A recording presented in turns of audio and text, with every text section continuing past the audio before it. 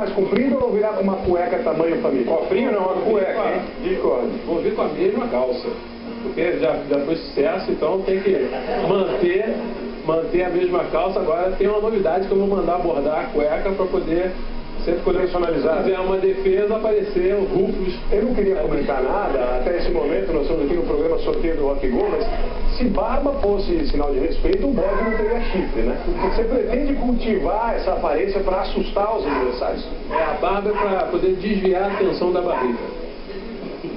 Dá certo.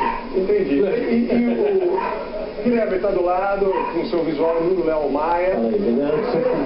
Você com esses cabelos, você está se inspirando no técnico Leão, na Glória Menezes, está satisfeito com o tratamento de golfinhos? A gente faz uma terapia, fazendo história. Estamos todos juntos indo lá no salão do nosso amigo Paulo Gonçalves. Verdade, é um prazer ser com você. Queria dizer que ao contrário do meu amigo Canibal, eu faço ao contrário, eu tiro a imagem e fico só escutando.